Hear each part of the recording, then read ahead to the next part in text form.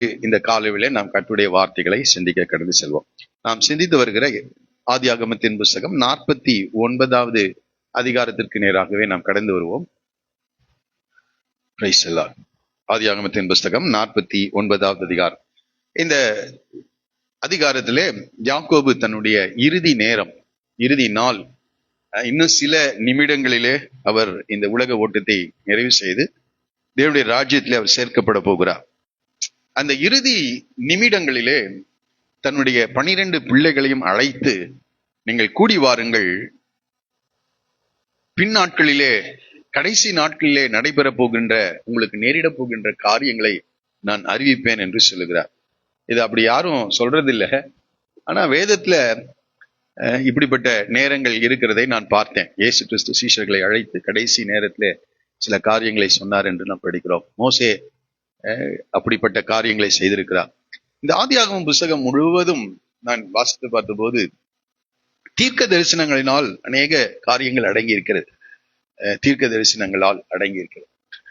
மனிதன் எப்பொழுது பாவம் செய்தானோ, அந்த பாவம் நிகழ்ந்த உடனே பாவத்திலிருந்து மனிதனை மீட்கும்படியாக இரட்சகர் வெளிப்படுவார் என்று ஆதியாகமத்தின் புஸ்தகம் 3ஆம் அதிகாரம் 15வது வசனத்திலே ஆண்டவர் பேசுகிறதை நாம் பார்க்கிறோம். அது தேவனாகவே பேசின காரியம். தேவனாகவே ஆதாம் கிட்டதான் அவர் பேசியிருக்க வேண்டும் என்று நான் நம்புகிறேன். தேவனாகவே பேசின காரியங்கள். அது ஆபிரகாமோடு கூட தேவன் நேரடியாக பேசினதை நாம் பார்க்கிறோம்.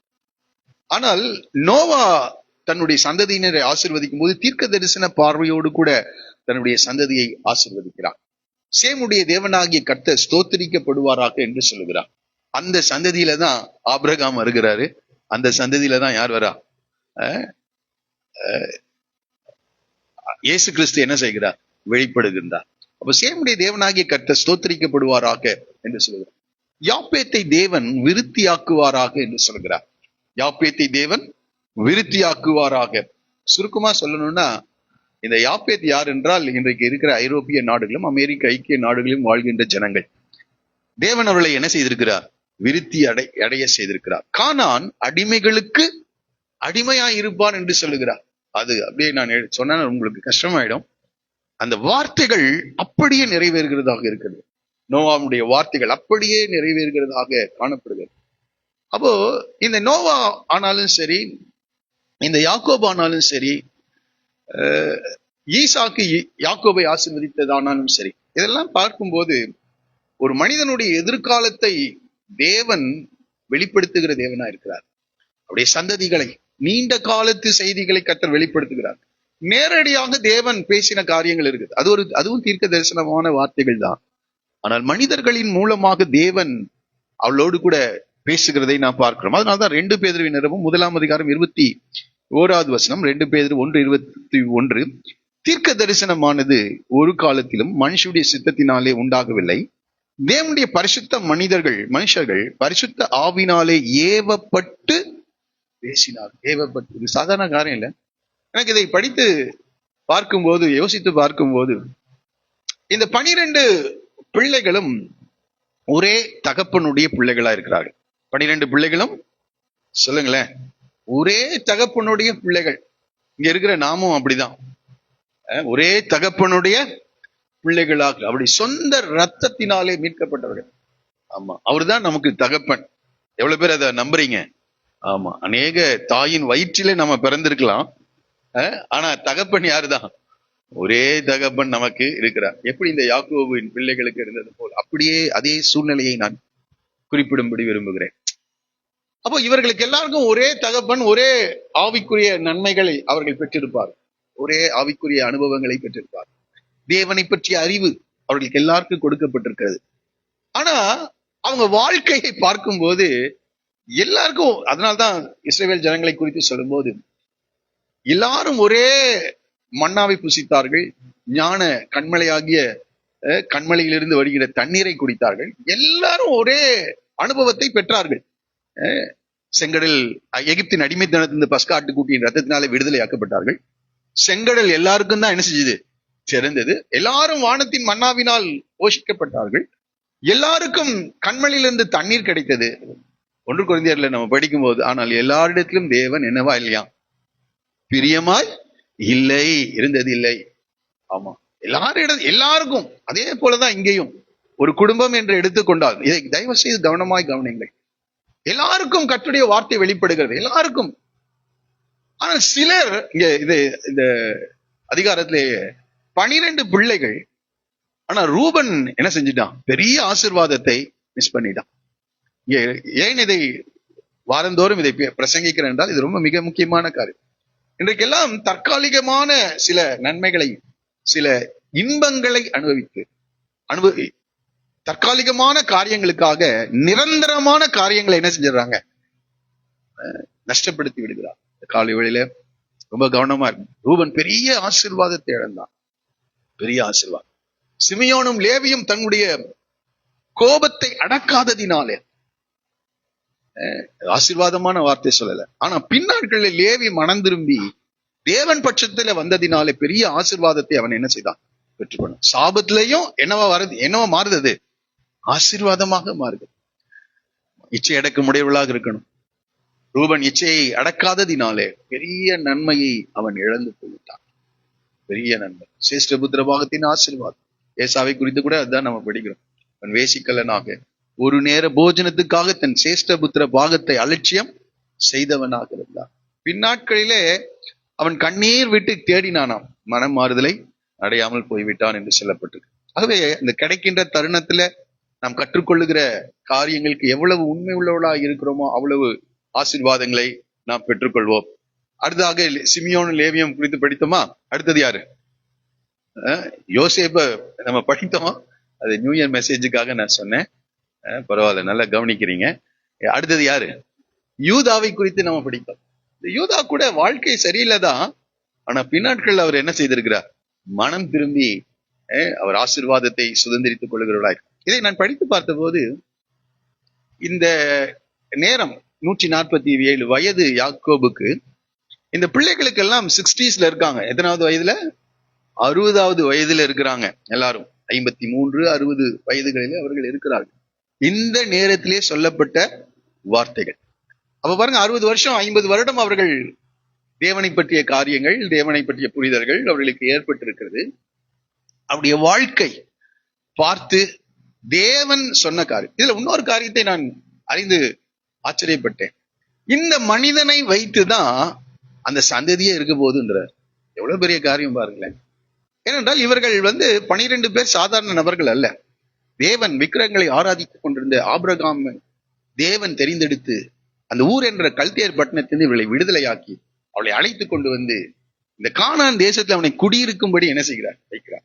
அவனுக்கு தம்முடைய திட்டத்தை அவனுக்கு வெளிப்படுத்துகிறார். உனக்குள் சகல ஜனங்களும் என்ன செய்ய போறாங்க? ஆசீர்வதிக்க போகிறார்கள் என்ற மகிமையான ஒரு திட்டத்தை ஆபிரகாமுக்கு தேவன் வெளிப்படுத்துகிறார். அதுக்கப்புறம் பாருங்க, அந்த ஈசாக்கை கர்த்தர் கொடுக்கிறார், யாக்கோபை கொடுக்கின்றார். இந்த தூர காலத்து செய்தியை கர்த்தர் அறிந்திருக்கிறார். இவர்கள் மேல ஒரு பெரிய திட்டம் இருக்குது. இவங்க மூலமாதான் உலகத்துக்கே தேவன் யார் என்று வெளிப்படுத்தப்பட வேண்டிய ஒரு திட்டம் அவர்கள் மேல் இருக்கு. அவளை ஒரு இனமாக, தேசமாக உருவாக்கி அவர்களுக்கு நியாயப்பிரமாணத்தை கர்த்தர் என்ன செய்யணும்? ஆமா, வேற எந்த ஜாதிக்கும் இப்படிப்பட்ட பிரமாணங்கள் என்ன செய்யப்படவே இல்லை, கொடுக்கப்படும். தேவனை பற்றிய அறிவு வேற எந்த ஜாதிக்கும் கொடுக்கல.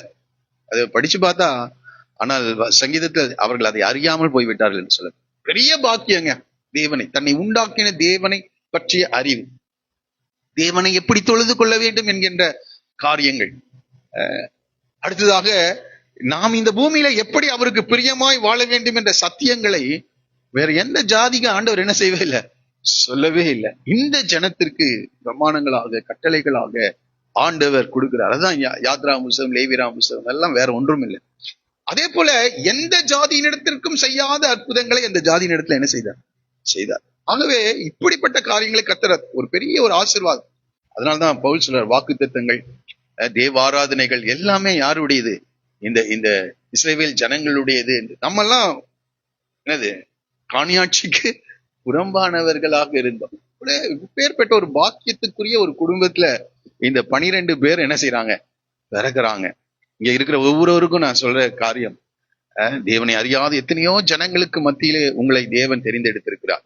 ஒருவேளை கிறிஸ்தவ குடும்பத்திலே நீங்கள் பிறந்ததினால இங்க இந்த வார்த்தைகளை கேட்கிறீர்கள் என்ற நிலையில் இருந்தாலும் தேவனுடைய தெரிந்தெடுப்பு உங்கள் மேல் என்ன செய்து இருக்கிறது, தேவனுடைய திட்டங்கள் இருக்கிறது. அது ரொம்ப நான் உணர்கிறேன், அதை அறிந்து நான் அதை உங்களுக்கு நான் சொல்லுகிறேன். உங்கள் மூலமாய் பிற்காலங்களில் தேவன் நிறைவேற்ற வேண்டிய திட்டங்கள் இருக்கிறது. ஆகவே அதை புரிந்து கொள்ளுங்க. இப்ப எல்லாருக்கும் கிடைத்த அனுபவங்கள் தான். ஆனா அவர்களுடைய வாழ்க்கை சரியில்லாததினாலே அவங்க நஷ்டப்படுறது மாத்திரம் இல்ல, அவருடைய பிற்கால தலைமுறையினரே என்ன செய்யறாங்க, நஷ்டப்படுகிறார். இதுல படிக்கும்போது ரொம்ப ஆச்சரியமா இருக்கு. சிமியோனும் லேவியும் செய்த காரியத்தினாலே பெரிய காரியங்கள் நடந்தது.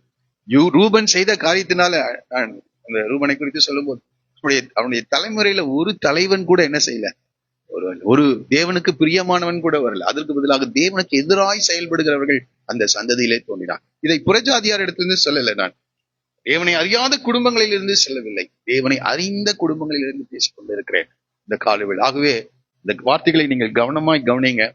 நிச்சயமாக நான் சொல்லுகிறேன், இவைகள் சில காரியங்கள் நாம் கற்றுக்கொள்வதற்கு எதுவாக இருக்கும், சில காரியங்கள் நம்ம எச்சரிப்பதற்கு ஏதுவாக அது காணப்படும். நம்ம எந்த வழியில தவறுகிறோம் என்பதை உணர்ந்து நம்முடைய வழிகளை சீர்படுத்துவதற்கு அது ஏதுவா இருக்கும். ஆகவே இது ரொம்ப மிக முக்கியமான ஒரு காரியத்தை உங்களோடு கூட நான் பகிர்ந்து கொள்கிறேன். இன்றைக்கு யாரை பற்றி படிக்க போறோம்னா 13வது வசனத்தை நாம் படிக்க போகிறோம். 13வது வசனம் எல்லாரும் சேர்ந்து வாசிப்போமா? ஆதியாகமத்தின் புஸ்தகம் 49ஆம் அதிகாரம் 13வது வசனம். செபுலோன் கடல் துறை அருகே குடியிருப்பான், அவன் கப்பல் துறைமுகமாய் இருப்பான், அவன் எல்லை சீதோன் வரைக்கும் இருக்கும். எல்லாரும் சத்தமா உற்சாகமா படிக்கலாமா? இன்னொரு முறை வாசிங்கள் நீங்க.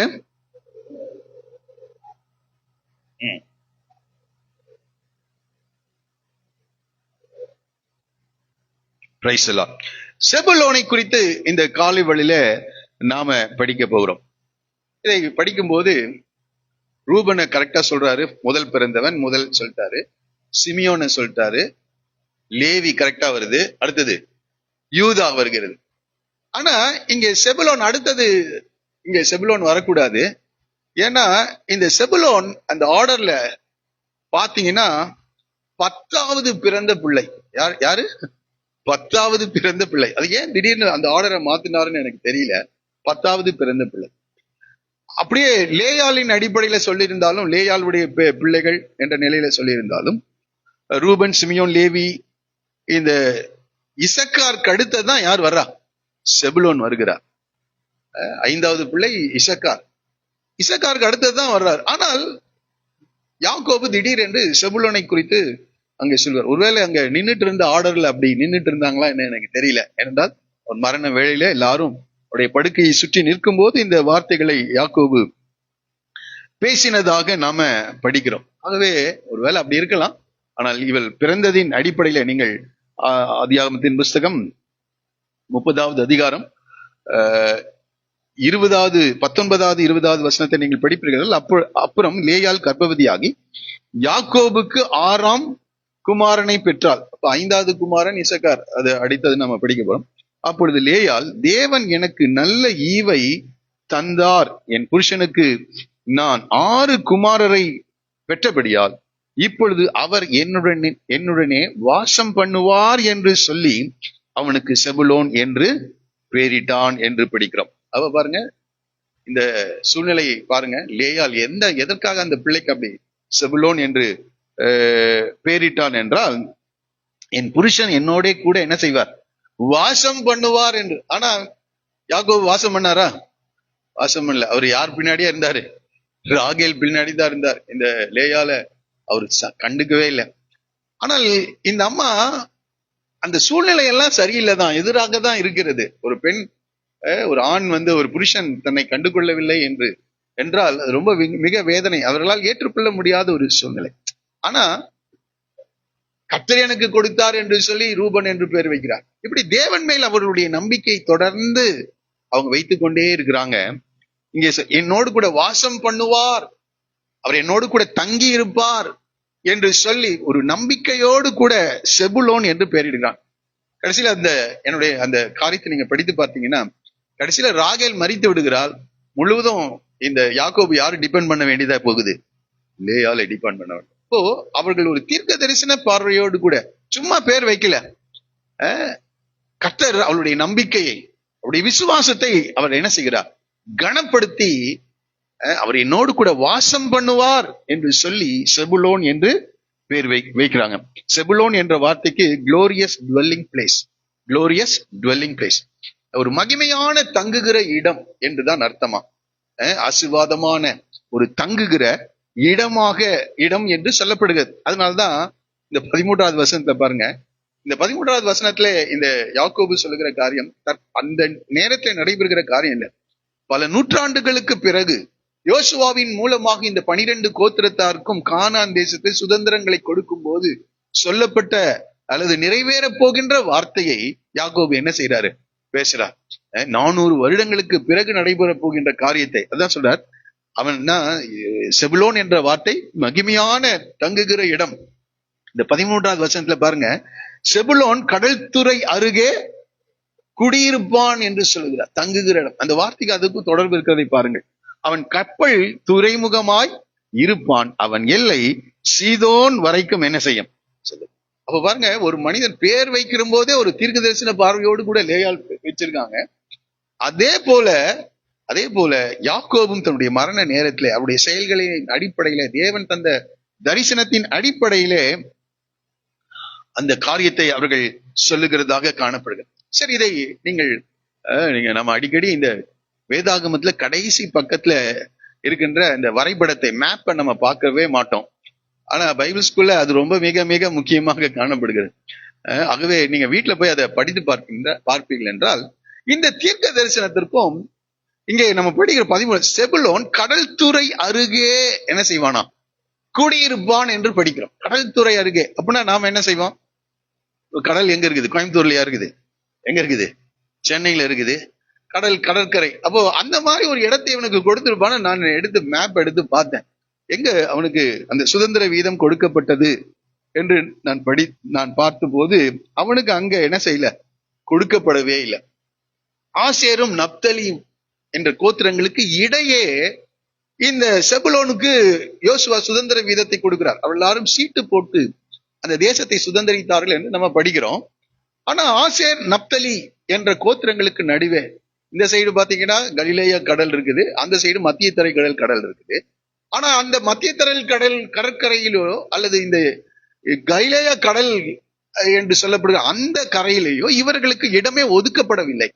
ஆனா இவர் என்ன சொல்றாரு, செபுலோன் கடல் துறை அருகே என்ன செய்வானா குடியிருப்பான்.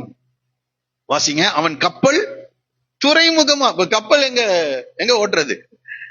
நிலத்திலேயா ஓட்ட முடியும்? இதை படித்து பார்த்த போது எனக்கு ஆச்சரியமா, என்ன ஆண்டவரே, இவ்வளவு அற்புதமாக தீர்க்க தரிசனம் சொல்லிட்டு வந்த இவருடைய வாழ்க்கையில இவருடைய வார்த்தை எப்படி நிறைவேறாமல் போனது என்று நான் யோசித்து பார்த்த போது, இதை நான் புரிந்து கொள்வதற்காக மோசே தன்னுடைய இறுதி நாட்கள்ல இதே செபுலோனை குறித்து சொன்ன வார்த்தையை படித்தால் இதை ஓரளவுக்கு நாம் புரிந்து கொள்ள முடியும். உபாகமத்தின் புஸ்தகம் 33ஆம் அதிகாரம், உபாகமம் 33ஆம் அதிகாரம் 18-19 வசனங்கள்.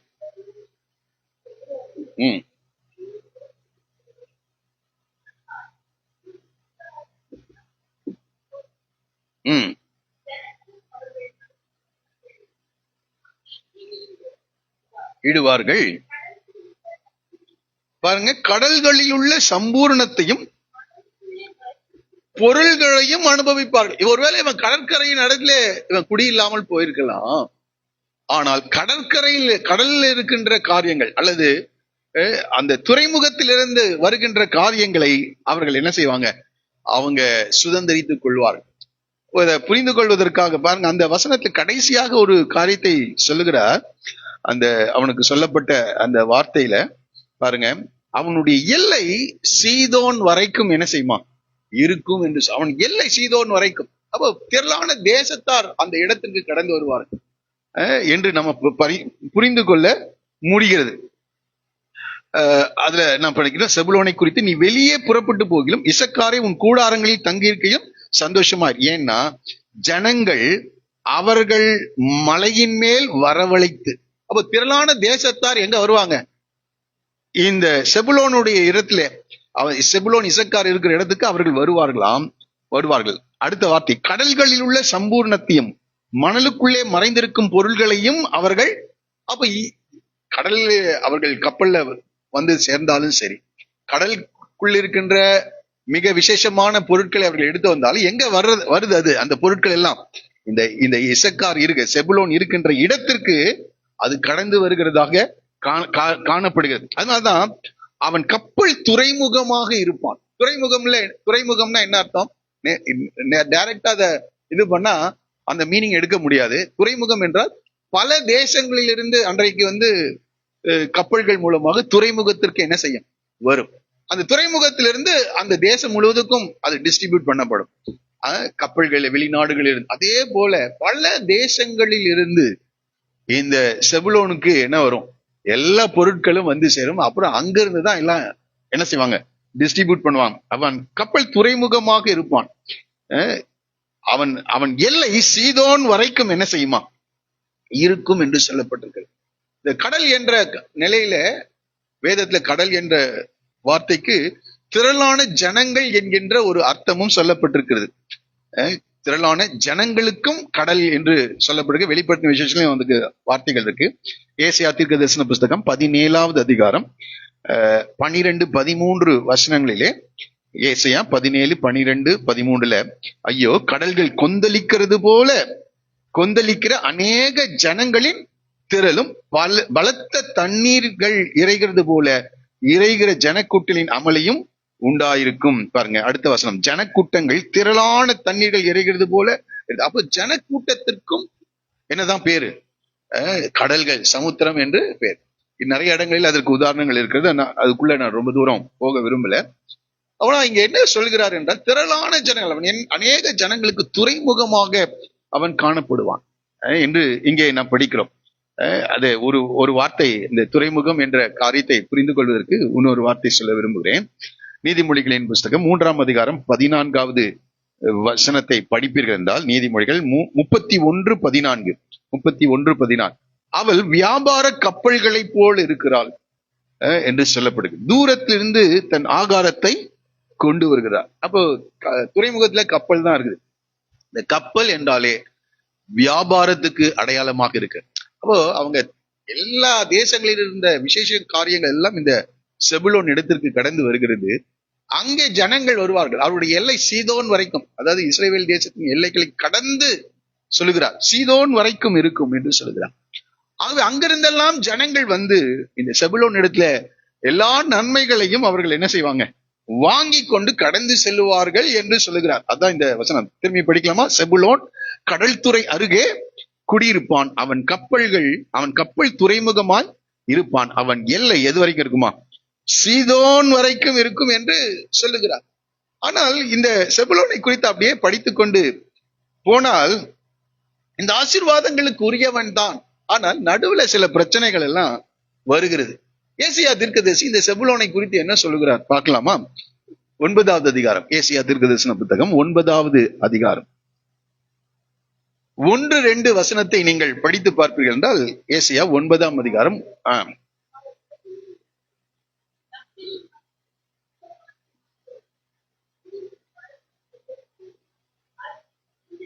அது இருண்டிருப்பதில்லை. அப்போ ஒரு காலத்துல செல்வ செழிப்பா இருந்த இந்த செபுலோன் என்ற ஊர், ஏசாயா தீர்க்க தரிசனமாய் சொல்லும் போது சொல்லுகிறார், அவர் செபுலோன் நாட்டையும் நப்தலி நாட்டையும் இடுக்கமாய் ஈனப்படுத்தின என்று சொல்லுகிறார். ஈனப்படுத்தினதுன்னா என்னது? அதுவும் இடுக்கம்னா என்னது? ரொம்ப நெருக்கம். ஈனப்படுத்துனா அதுக்கு எதிர்மறையான வார்த்தை, ஆப்போசிட் வேர்ட்னா கனப்படுத்துதலுக்கு எதிர்மறையான வார்த்தை தான் என்னது? ஈனப்படுத்துதல் என்று சொல்லப்படும். கன ஈனம் அடைவார்கள் என்று சொல்லப்படும்.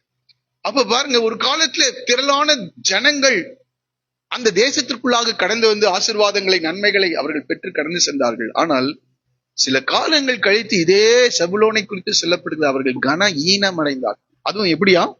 இடுக்கமாய் ஈனப்படுத்தப்பட்டார்கள் என்று சொல்லப்பட்டிருக்கிறது. அதை நான் படிக்க, இடுக்கமா ஈனப்படுத்தின முந்தின காலத்து இருந்தது போல அது இருண்டிருப்பதில்லை என்று சொல்ல. அப்போ ஒரு காலத்துல செல்வ செழிப்பா இருந்த அந்த இடம் இப்ப இருண்டு போயிருக்கிறது, இடுக்கம் அடைந்திருக்கிறார்கள். அடுத்தது என்ன சொல்ல, கன ஈனப்படுத்தப்பட்டு இருக்கிறார்கள். பாருங்க, ஏனென்றால் அவர் கடற்கரை அருகிலும் யோர்தான் நதியோரத்திலும் உள்ள புறஜாதியாருடைய கலிலேயாவாகிய அத்தேசத்தை பிற்காலத்திலே பிற்காலத்திலே மகிமைப்படுத்த. ஆனால் இப்பொழுது ஏசாயாவின் நாட்களில் அங்கு செல்லப்படும் ஈனப்படுத்துவார் என்று சொல்லி அவர்கள் இருளில் இருப்பார்கள் என்று சொல்லப்பட்டது. சரித்திர ஆசிரியர்கள் என்ன சொல்றாங்கன்னா, இப்படி பல தேசத்தில் இனத்தின் மக்கள் அங்கே கடந்து வருகிறார். இவர்கள் பெரிய வியாபாரிகளாக இவர்கள் காணப்பட்டிருக்கிறார்கள். செபுலோன் மக்கள் யாரு? வியாபாரிகள். அவர்கள் பல இடங்களுக்கு கடந்து சென்று வியாபாரத்தின் நிமித்தம் கடந்து சென்று அநேக கடற்கரையில் உள்ள மனிதர்கள் எடுத்திருக்கின்ற பொக்கிஷங்கள் எல்லாம் எடுத்துக்கொண்டு வந்து இந்த செபுலோன் நாட்டிலே விற்பனை செய்தார்களாம். அப்ப விற்பனை செய்யும் போது பல ஜனங்கள் இஸ்ரவேல் தேசத்தில் இருக்கிறவர்கள் மாத்திர இல்ல, பல தேசத்திலிருந்தும் சீதோன் வரைக்கும் அவருடைய எல்லை பரவினது என்று சொல்லும் அவருடைய செல்வாக்கு. பல தேசங்களிலும் இருந்து இந்த செபுலோன் தேசத்துக்கு கடந்து வர்றாங்க.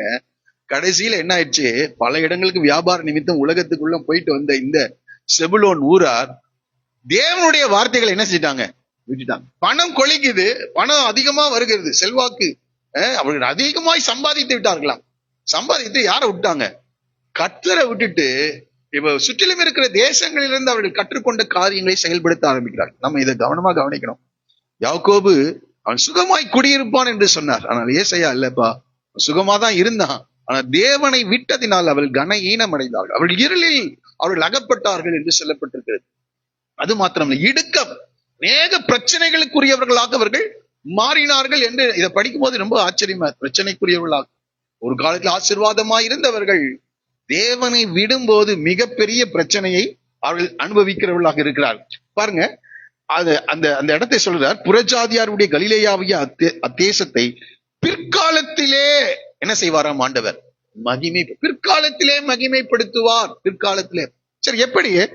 2வது வசனம், இருளில் இருக்கிற ஜனங்கள் பெரிய வெளிச்சத்தை கண்டார்கள். மரண இருளின் தேசத்தில் குடியிருக்கிறவர்கள் மேல் வெளிச்சம். ஒரு காலத்துல ஆசீர்வாதமா இருந்தாங்க, ஆண்டவர் அவளை ஆசீர்வதித்து வைத்திருந்தார் தேவனை தேடும் போது. ஆனால் தேவனை விட்ட உடனே எல்லா ஆசீர்வாதத்தையும் அவன் என்ன செஞ்சிட்டான்? இழந்துட்டான். ஆனா வசனம் சொல்லுகிற, ஏசாயா சொல்ல, பிற்காலத்திலே அந்த தேசத்தை தேவன் மகிமைப்படுத்துவார் என்று சொல்கிறார். சரி, எப்பொழுது அதை மகிமைப்படுத்தினார் என்றால், யோவான் மத்தேயு எழுதின சுவிசேஷம் 4வது அதிகாரம் இதே வார்த்தையை சொல்லிட்டு ஏசாயா சொல்லுகிறார், மத்தேயு சொல்லுகிறார். மத்தேயு 4ஆம் அதிகாரம் 12 - 16 வசனங்கள் வரைக்கும். தயவுசெய்து இதெல்லாம் கவனிங்க. இதெல்லாம் ரொம்ப மிக முக்கியமான சரித்திர குறிப்புகளாக இருக்கிறது. யோவான் காவலில் வைக்கப்பட்டான் என்று இயேசு கேள்விப்பட்டு கலிலேயாவுக்கு போய் நாசரேத்தை விட்டு செபுலோன் நப்தலி என்னும் நாடுகளில் எல்லைகளில் இருக்கும் கடற்கரைக்கு அருகான கப்பர்நகுமிலே வந்து வாசம் பண்ணினார். சரி, கடற்கரை அருகிலும் யோர்தானுக்கு அப்புறத்திலும் உள்ள செபுலோன் நாடும். பாருங்க, ரொம்ப கரெக்டா சொல்றாங்க. கடற்கரை அருகிலும் யோர்தானுக்கு அப்புறத்திலும் உள்ள செபுலோன் நாடும் நப்தலி நாடும் ஆகிய புறஜாதியாருடைய ஏங்க இவங்க எல்லாம் இஸ்ரவேல் ஜனங்கள். ஆனால் அது என்ன சொல்ற, புறஜாதியார். இவங்களுடைய லைஃப் ஸ்டைல என்னவா மாறிச்சு? புறஜாதியாரை போல என்ன செஞ்சுதான் மாறிடுச்சு. புறஜாதியாருடைய கலிலேயாவிலே இருளில் இருக்கும் ஜனங்கள் பெரிய வெளிச்சத்தை கண்டார்கள். மரணங்களின் திசையில் இருக்கிறவர்களுக்கு வெளிச்சம் உதித்தது என்று ஏசாயா தீர்க்கதரிசினால் உரைக்கப்பட்டது நிறைவேறும்படி இப்படி நடந்தது என்று சொல்லப்பட்டது. அப்ப இந்த செபுலோன் ஊரார் ஒரு காலத்துல ஆண்டவர் ஆசீர்வதித்து தான் வச்சாரு. ஆனா உலகத்தில் அவர்கள் கடந்து சென்று காரியங்களை வியாபாரங்களை செய்யும் போது உலகத்திலிருந்து கற்றுக்கொண்டு வந்து தங்களுடைய வாழ்க்கையை நஷ்டப்படுத்தினதினால அவர்கள் கன ஈனம் அடைந்தார்கள் என்று சொல்லப்பட்டிருக்கு. தேவனை கனப்படுத்தல. ஏலியின் பிள்ளைகளை குறித்து ஆண்டவர் ஒரு பெயர் குறிப்பிடப்படாத ஒரு தீர்க்கதரிசியின் மூலமாக ஏலி கிட்ட பேசும்போது சொல்றாரு, என்னை கனப்படுத்துகிறவர்களை நான் என்ன செய்வேன்? கனப்படுத்துவேன். 1 சாமுவேல் புஸ்தகம் 2வது அதிகாரத்தில் இருக்குது. என்னை கனப்படுத்துகிறவர்களை நான் கனப்படுத்துவேன். என்னை வாசிக்கலாமா அந்த இடத்த? 1 சாமுவேலின் புத்தகம் எத்தனாவது வசனம் பாருங்க.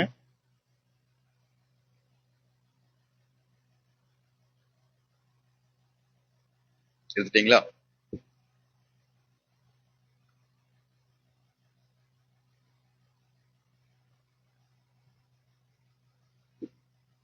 நேரமா வாசிங்க. சொல்லுகிறதாவது,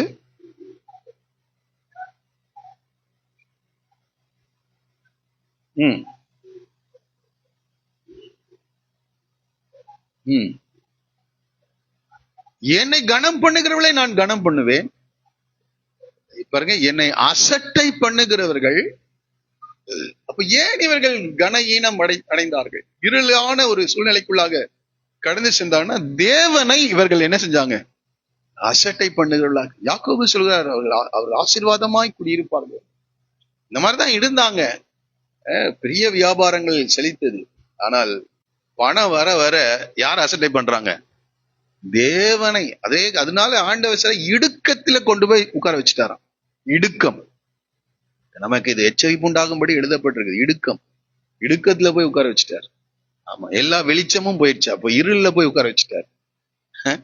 அப்புறம் பெரிய மகிமை கனமெல்லாம் இருந்துச்சு. இப்போ ஜனங்கள் அவளை அசட்டை பண்ணுகின்ற இடத்திலே கர்த்தர் கொண்டு வந்து அவளை உட்கார வைத்தார். ஆனா இந்த சூழ்நிலையிலிருந்து மாற ஒரே ஒரு வார்த்தை ஆண்டவர் நம்பிக்கை கொடுக்கிறாரு. யோவான் காவலில் வைக்கப்பட்டான் என்று இயேசு கேள்விப்பட்டு அங்க கலிலேயாவுக்கு போய் என்று சொல்லப்பட்டிருக்கு. இயேசு எங்க போறாரு? அந்த இருளான இடத்திற்கு என்ன செய்கிறார்? போய் அங்கே ஊழியம் பண்றார். அந்த ஜனங்கள் என்ன செய்யறாங்க? ரட்சிக்கப்படுகிறார்கள். இருளில் இருக்கிற ஜனங்கள் சொல்லுங்களேன், பெரிய வெளிச்சத்தை கண்டார்கள். அப்போ பாருங்க, அந்த வாய்ப்பை ஆண்டவர் அருளுகிறார். இந்த வார்த்தையை கேட்கிற ஒவ்வொருவரையும் பார்த்து நான் சொல்றேன், நம்ம ஆண்டவரை அலட்சியம் பண்ணணும்னா, அலட்சியம்னா எல்லா காரியங்களிலேயும் நீங்கள் தேவனை கனப்படுத்தணும். எல்லா மனிதர்களை காட்டிலும். ஆமா, நீங்க யார கனப்படுத்தணும்? உங்க வாழ்க்கையில அது இருக்கான்னு பாருங்க. குறைவு இருந்தா அதை இன்றைக்கு சரிப்படுத்தும். நீங்க எந்தெந்த விதத்துல நாம கர்த்தரை அலட்சியம் செய்கிறோம்? அலட்சியம்னா சரி தெரியுதா? ஆமா, டிஸ்ரெஸ்பெக்ட். அவரை மரியாதை குறைவாக நாம் நடத்துகிறோம்.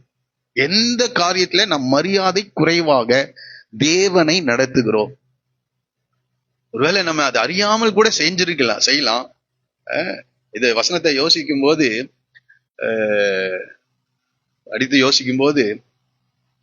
இந்த பாராளுமன்றம் கூடுகிறது. அடிக்கடி சொல்ற உதாரணம் தான் பாராளுமன்றம் கூடுகிறது. நான் அதை பார்க்கறதுனால அதை சொல்றேன். பாராளுமன்றம் கூடும்போது இந்தியாவின் உச்சபட்ச பதவி ஜனாதிபதி. அதிகாரம் இருக்குதா இல்லையோ, ஆனா பதவி ஜனாதிபதி. அந்த ஜனாதிபதியை இப்ப பாருங்க, ஜனவரி மாசம் இப்ப வரப்போகுது. அதை பாருங்க, இந்த பார்லிமெண்ட் கூடும்போது முதல் உரையை ஆற்றும்படியாக ஜனாதிபதியை அழைத்து வருவார்கள். ஜனாதிபதி அதை கொஞ்சம் பாருங்களேன். இந்த ஜனாதிபதி அழைத்து வரும்போது பிரதமர் இருப்பாரு, பாராளுமன்ற வெளி அமைச்சர் இருப்பாரு, பாராளுமன்ற வெளியுறவுத்துறை அமைச்சர் இருப்பாரு, அந்த பாராளுமன்ற சபாநாயகர் இருப்பாரு. எல்லாரும் இருந்து அந்த ஜனாதிபதியை குதிரைப்படைகளோடு கூட என்ன செய்வாங்க? அவரை அழைத்து வருவாங்க. அவங்களுக்கு ஒரு பெரிய கார்ல அவரை அழைத்து வருகிறார்கள்.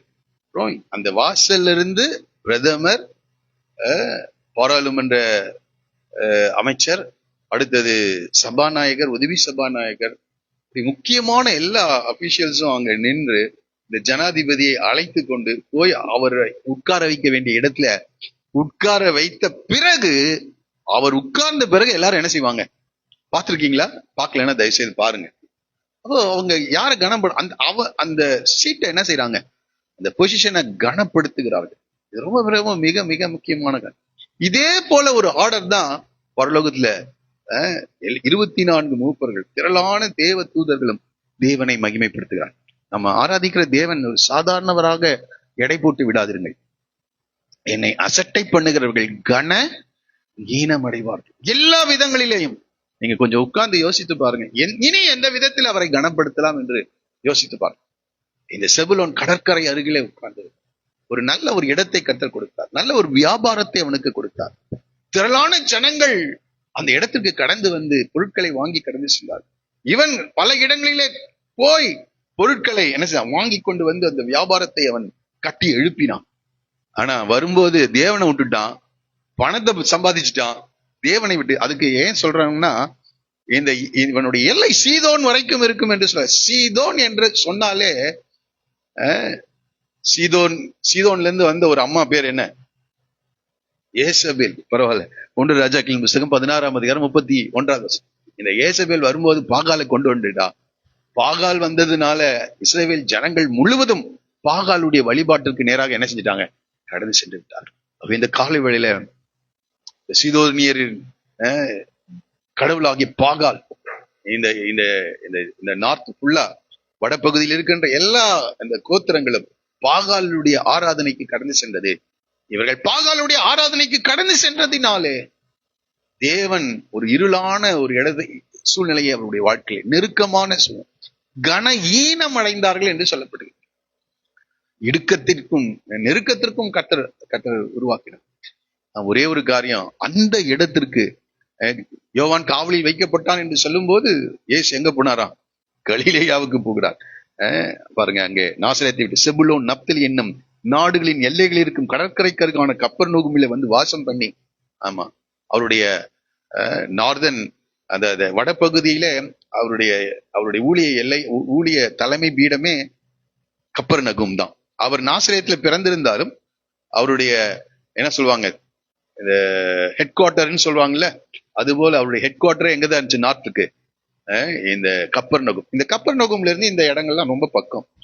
ஒவ்வொரு ஊருக்கும் அவர் கடந்து சென்று அங்க இருக்கிற ஜனங்களுக்கு சுவிசேஷத்தை பிரசங்கித்தார். கடற்கரையிலும் யோர்தானின் அப்புறத்திலும் இருக்கிற செபுலோன் நாடும் நப்தலி நாடும் ஆகிய புறஜாதியருடைய கலிலேயாவிலே இருளில் இருக்கிற ஜனங்கள் பெரிய வெளிச்சத்தை கண்டார். அப்போ பாருங்க, ஏசியாவின் நாட்கள்ல அப்படிப்பட்ட ஒரு சூழ்நிலை உருவாக போகிறது என்பதை ஏசியா அறிந்திருந்தார். அதற்கு பிறகு அந்த தேசத்தை கர்த்தர் எப்படி மகிமைப்படுத்துவார் என்று ஆண்டவர் அவர் அறிந்து வைத்திருந்தார்.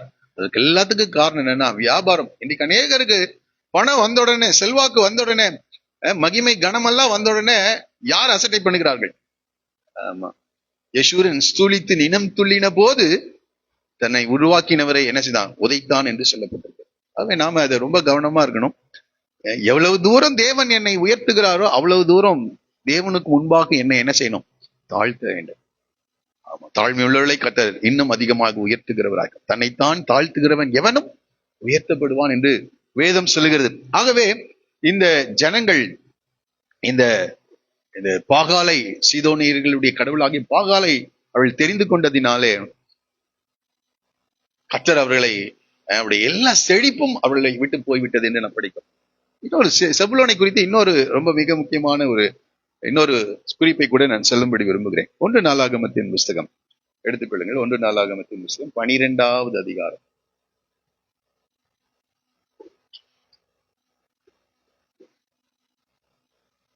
33வது வசனத்தை படிங்களேன்.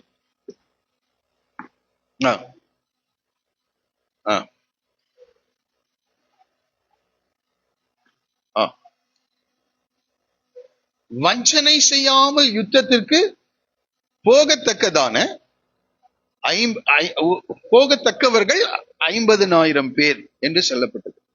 இந்த 12வது அதிகாரம் 1 நாளாகமம் 12வது அதிகாரம் தாவீதோடு கூட, தாவீது சவுலிடத்திலிருந்து மறைவா இருக்கிற ஒரு காலகட்டம்.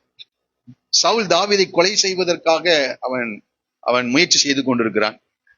அந்த காலகட்டத்தில் கொஞ்சம் கொஞ்சம் பேராக ஜனங்கள் சவுலிடத்திலிருந்து, இஸ்ரவேல் தேசத்திலிருந்து இந்த தாவீதின் இடத்திற்கு போய் என்ன செய்யறாங்க? சேருகிறார்கள். சவுலுடைய ஆர்மியிலிருந்து, இராணுவத்திலிருந்து கொஞ்சம் கொஞ்சம் பேரா போய் இந்த தாவீதின் இடத்துல சேருகிறார்கள். கீழே நீங்க படித்து பார்ப்பீர்கள் என்றால் இந்த தாவீது வர வர விருத்தியானான். அவனுடைய ஜனங்கள் விருத்தி அடைகிறார்கள். பாருங்க, அப்பொழுது இந்த 22வது வசனம் பாருங்க. அக்காலத்தே நாளுக்கு நாள் தாவீதுக்கு உதவி செய்ய மனுஷர் அவனிடத்தில் சேர்ந்தபடியால் அவர்கள் தேவ சேனையை போல அது உண்மையாகவே தாவீது தேவனால் தெரிந்து கொள்ளப்பட்டவன். தாவீதின் மேல் தேவனுடைய திட்டம் இருக்கிறது. அந்த தேசத்தை தேவன் ஆளுகை செய்ய வேண்டும். அந்த தேசத்தை சவுல் நாட்கள்ல தேவன் ஆளுகை செய்யல. தாவீதின் மூலமாக தேவ ராஜ்யத்தை, தேவனுடைய ஆளுகையை அங்கே கொண்டு வர விரும்புகிறார். இதை உணர்ந்த அநேகர் என்ன செய்யறாங்க? சவுலிடத்திலிருந்து கர்த்தருடைய ஆவியானவர் விலகிட்டாரு என்பதை உணர்ந்து கொஞ்சம் கொஞ்சம் பேரா யார்கிட்ட போய் சேர்றாங்க? தாவீது கிட்ட போய் சேர்றாங்க. இப்படி அதனால அது படிக்கிறோம். உதவி செய்யும் மனுஷன் அவனிடத்தில் சேர்ந்தபடியால் அவர்கள் எப்படி மாறினாங்களாம்? தேவ சேனையை போல மாறினார். இப்போ இங்க வரும்போது நீங்க படிச்சு பாத்தீங்கன்னா, ஒவ்வொரு யூதா புத்திரரில் எத்தனை பேர் வந்தாங்கன்னா 6,800 பேர். சிமியோன் புத்திரரில் 7,100 பேர். லேவி புத்திரரில் 4,000, இப்படி எல்லாம் 4,000, 6,000, 5,000 வருது. ஆனா இந்த செபுலோன் புத்திரரில் மாத்திரம் எத்தனை பேர் வர்றாங்களாம்? 50,000 பேர். எனக்கு இதை படித்தோடனே அவனுடைய நெகட்டிவும் சொல்லணும், அவனுடைய பிளஸையும் சொல்லணும். அந்த கோத்திரத்தார் தாவீதின் நாட்டில தாவீதோடு கூட தேவன் இருக்கிறார் என்பதை உணர்ந்து சவுலை விட்டு, அல்லது சவுலின் குடும்பத்தாரை விட்டு யாரை சேர்கிறார்கள்? தாவீதின் பட்சமாக அவள் 50,000 பேர். சரி, அடுத்தது இவனை குறித்து சொல்லும் போது அவர்கள் 50,000 பேர் வந்தது மாத்திரம் இல்ல, வஞ்சனை செய்யாமல் யுத்தத்திற்கு போகத்தக்கவர்கள். ஆமா, எப்படியா வஞ்சனை செய்ய? அப்படின்னா என்ன அர்த்தங்க? யுத்தத்துக்குன்னா எல்லாரும் என்ன செஞ்சிருவாங்க? பந்திக்குன்னா எல்லாம் சொல்லுவாங்க. சாப்பாடு போடுறாங்கன்னா என்னது? ஆமா, எல்லா இடங்கள்ல என்ன வருது? சாப்பாடுக்குன்னா கூட்டம் வந்துடும். ஏசு கூட சாப்பாடு போடுறாருன்றது அடுத்த நாள் கூட என்ன செஞ்சுட்டானு கூட்டத்துக்கு வந்துட்டானுங்க. ஆனா இங்கே தாவீதோடு கூட போய் யுத்தம் பண்ணணும். இந்த யுத்தம் என்னன்னா, அந்த யுத்தத்தை எல்லாம் செய்து தேசத்தை தாவீது கீழ்ப்படுத்தும் போது அங்கே தேவனுடைய ராஜ்யம் என்ன செய்கிறது? கட்டப்படுகிறது என்பதை இந்த செபுலோன் மக்கள் என்ன செஞ்சாங்க? புரிந்து தாவீதோடு கூட இணைந்து அவன் செய்கிற யுத்தங்களிலே தாவீதோடு கூட கூட இருந்தாங்களாம். அதான் வஞ்சனை செய்யாம. அப்போ வஞ்சனையோடு கூட கொஞ்சம் பேர் என்ன செஞ்சிருக்கான்? தாவீதோடு கூட வந்திருக்கான். அப்ப அதனாலதான் அங்க சொல்ல, வஞ்சனை செய்யாமல் யுத்தத்திற்கு போகத்தக்கவர்கள் 50,000. அப்ப பாருங்க, சில நேரங்களில இவர்களிடத்திலிருந்து நாம் கற்றுக்கொள்கிற காரியம், தேவன் யாரோடு கூட இருக்கார்? தேவன் பட்சமாய் தேவனுக்காக யுத்தம் செய்கிறது. அதுல வஞ்சனையா இருக்கக்கூடாது. தேவனுக்கு அடுத்த காரியங்களிலே தேவ திட்டம், தேவனுடைய ஆளுகை தேசத்திற்குள் கடந்து வர, தேவனுடைய ராஜ்யம் தேசத்திற்குள் கடந்து வர நம்மாலான எல்லா காரியங்களையும் என்ன செய்யணும்? முடிந்த வரை அல்ல, முடியாததை கூட என்ன செய்யணும்? வஞ்சனை செய்யாமல். எனக்கு படித்து பார்த்துட்டு ரொம்ப ஆச்சரியம். மற்றவங்க எல்லாம் 6,000 பேர் 5,000 பேர் வந்தாங்க. தாவீது ராஜாவாகட்டும், அதுக்கப்புறம் நாங்க வந்து சேர்றோம்ட்டு நிறைய பேர். இந்த யோனத்தான் சொன்னது போல, யோனத்தான் அநேக உதவிகளை தாவீதுக்கு செய்தான், உண்மைதான். ஆனால் நீர் ராஜாவா வரும்போது நான் 2வதா இருப்பேன், ஆனா இப்ப நான் யார் கூட இருப்பேன்? சவுலோடு கூட இருப்பேன். இன்றைக்கு அநேகர் அப்படி இருக்கான். அவன் உயர்ந்த பிறகு வரலாம். ஆகவே இந்த காலை வேளையில அவர் ராஜாதி ராஜாவாக வந்த பிறகு அவரை ஆராதிக்கிறது வேற. இன்றைக்கு அவர் அடிமையின் ரூபம் எடுத்து இந்த உலகத்தை மனித சாயலாக வந்து சிலுவை மரத்தை தன்னுடைய ஜீவனை கொடுத்தார். இன்றைக்கு உலகம் அவரை ஏற்றுக்கொள்ளவில்லை. அவர் பெரிய ஒரு ராஜாதி ராஜாவாக அப்படி வந்திருந்தார்னா, ஏரோதின் அரண்மனையில பிறந்து அப்படியே பல காரியங்களை செய்திருந்தா ஜனங்கள் உலகம் ஏற்றுக்கொண்டிருக்கும். ஆனால் இன்றைக்கு அநேகர் ஏற்றுக்கொள்ளாததற்கு காரணம், அவர் இரட்சகராக ஜனங்களை மீட்கும்படியாக தன்னுடைய சரீரத்தை சிலுவையில கொடுக்கும்படியாக ஒரு அடிமையின் ரூபம் எடுத்து அவர் என்ன செய்தார்? வந்தார். அதனால்தான் அன்றைக்கு சவுலின் நாட்களில தன்னுடைய எஜமானை விட்டு ஓடுகிற அநேகர் இருக்காங்க. அவர்களில் ஒருவன் யாரு? தாவீது என்று நாபால் தாவீதை நிந்திக்கான். என்னுடைய ஊழியக்காரருக்காக அடித்து நான் செய்த இந்த சமையல் நான் இந்த எஜமானை விட்டு ஓடுகிற இந்த தாவீதுக்கு கொடுக்க மாட்டேன்னு நாபால் அதை சொன்னான். கர்த்தர் நாபாலை அடித்தார் என்று நம்ம படிப்போம். ஆகவே வஞ்சனை செய்யாமல் தாவீதோடு கூட இணைந்து தேவ திட்டத்தை நிறைவேற்றுகிற 50,000 பேர் இந்த இந்த செபுலோன்ல என்ன செய்தாங்களாம்? இருந்தார்கள் என்று படிப்போம். அப்ப பாருங்க, ஒரு பெரிய கோத்திரமாக என்ன செய்திருக்கு? அது காணப்பட்டிருக்கு. ஆகவே இந்த கால வேளையில நாம இதை புரிந்து கொள்ள வேண்டும். ஆகவேதான் ஆண்டவர் அவங்கள பாக்குறார். இவ்வளவு காரியங்கள் நடந்தாலும் தாவீதின் நாட்கள் அவர்கள் கர்த்தர் பட்சத்துல இருக்கிறதுனால அந்த சந்ததியை கைவிடாமல், அவர்கள் இருளில் இருக்கலாம், அவருடைய இடுக்கத்துல இருக்கலாம், அவர்கள் ஈனப்படுத்தப்பட்டு இருக்கலாம், ஆனால் அந்த சந்ததியினர் செய்த அந்த ஒரு செயலுக்காக அந்த சந்ததியினருக்கு கர்த்தர் உதவி செய்கிறவரா இருக்கிறார். அதனால்தான் பாருங்க, ஆபிரகாம் நிமித்தம் அந்த சந்ததியை கர்த்தர் என்ன செய்ய நினைத்திருக்கிறார். ஆபிரகாம், ஈசாக்கு, யாக்கோபின் பாருங்க, இஸ்ரவேல் ஜனங்கள் எகிப்துல அடிமைத்தனத்துல முறையிடுகிறார்கள். அவள் முறையிடுகிற சத்தம் தேவ சமூகத்துக்கு எட்டினதாம். அங்க சொல்லப்பட்டிருக்கு வசனம், யாத்ரா புஸ்தகத்துல, ஆபிரகாம், ஈசாக்கு, யாக்கோபின் இடத்திற்கு தாம் செய்த உடன்படிக்கையை தேவன் என்ன செய்கிறாராம்? நினைவு கூறுகிறார். அப்போ பாருங்க, நம்ம செய்கிற கிரியைகள் நாம போனா கூட நாம அந்த தலைமுறையிலே பார்க்காமல் இருக்கலாம். ஆனால் அவர்கள் இடுக்கமான நேரங்களிலே அவர்கள் கூப்பிடும் போது நான் நம்புகிறேன், உங்களையும் என்னையும் பார்த்து அந்த தலைமுறையினரை கர்த்தர் என்ன செய்வார்? விடுதலையாக்குகிற தேவனார். எவ்வளவு பேர் இதை விசுவாசிக்கிறீங்க? ஆமா, ஆபிரகாமுடைய தேவன் நம்முடைய தேவன். பட்சபாதம் உள்ள தேவன் அல்ல என்று நம்புது. வஞ்சனை செய்யாமல் தேவ திட்டத்தை புரிந்து கொண்டு ஒரு காலத்தில் அவர்கள் செயல்பட்டிருக்கிறார். செபுலோன் கடற்கரை அருகிலே என்ன செய்வானா? குடியிருப்பான். வாசிக்கலாம், கடற்கரை அருகே அவன் குடியிருப்பான். அவன் கப்பல் துறைமுகமாக இருப்பான். அவன் எல்லை சீதோன் வரைக்கும் வரும். ஆனா நடுவுல கொஞ்சம் பிரச்சனை எல்லாம் வருது.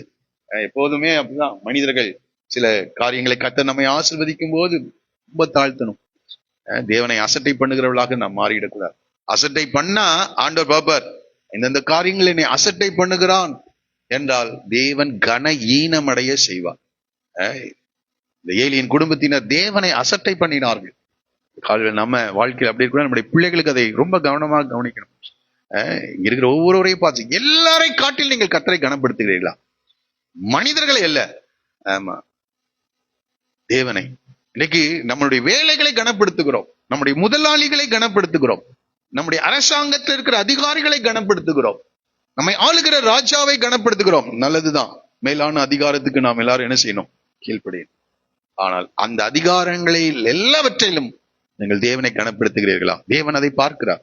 மனிதர்கள் அல்ல, நம்முடைய செயல்களை வைத்து நம்மை ஆசீர்வதிக்கிற, தலைமுறைகளை ஆசீர்வதிக்கிற தேவனாக அவர் காணப்படுகிறார். அடுத்த நபருக்கு நேராக போவோம். அடுத்த வசனத்தை வாசிக்கலாம். இசக்கார் 2 பொதியின் நடுவே படுத்துக் கொண்டிருக்கிற பலத்த கழுதை. அவன் இளைப்பாறுதல்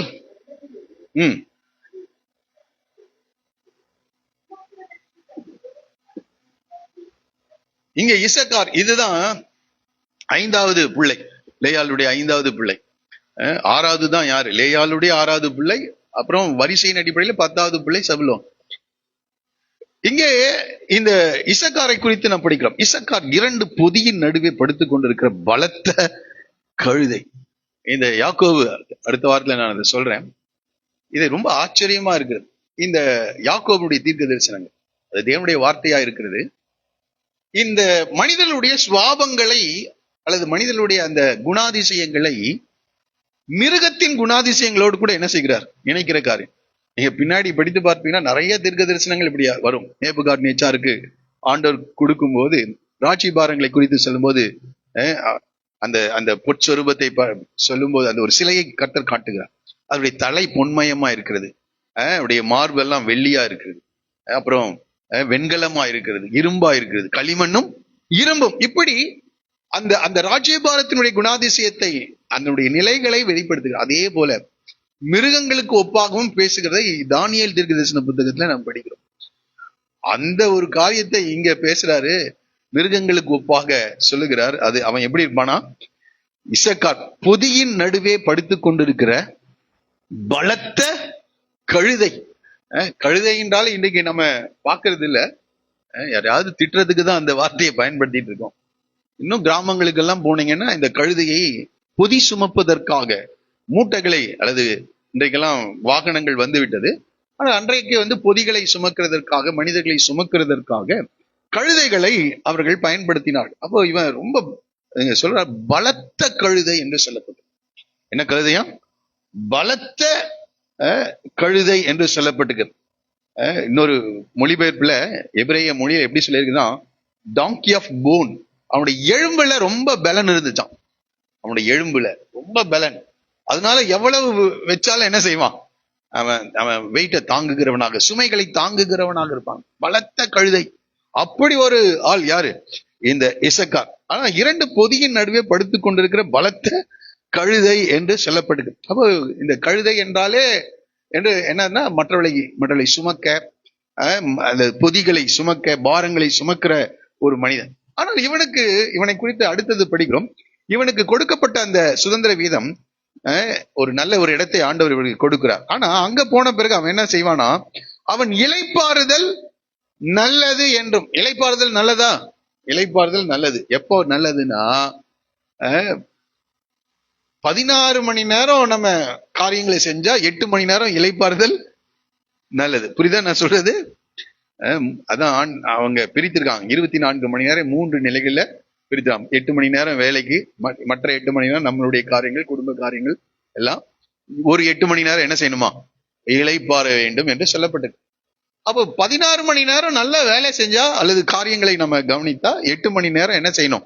இளைப்பாறு. ஆனா நீங்க 16 மணி நேரம் இளைப்பாறிட்டு 8 மணி நேரம் வேலை செஞ்சா என்னன்னா, அப்புறம் மற்றவங்களுக்கு பொதி சுமக்கிறது தான் நம்ம போவோம். கீழே நீங்க படிச்சு பார்த்தீங்கன்னா, அவன் இளைப்பாறுதல் நல்லது என்றும் நாடு வசதியானது என்றும் கண்டு சுமக்கிறதற்கு தன் தோலை சாய்த்து கடைசியா என்னவா மாறிட்டானா? வேலைக்காரனாக, அடிமையாக மாறிட்டான். அடிமையாக மாறிவிட்டான். அப்போ இவன் ரொம்ப ஆண்டவர் நல்ல ஒரு இடத்தை கொடுத்தாரு. சரீரத்துல ரொம்ப பலனை கர்த்தர் என்ன செஞ்சிருக்கிறார்? கொடுத்திருக்கிறாரு. ஆனா உழைக்க தவறி ரெஸ்ட் தான் அவருக்கு எப்போதுமே வேலை. வேலையே என்னதான்? ரெஸ்ட் எடுக்கிறது தான் வேலை. கடைசியில என்னவா மாறிட்டான்?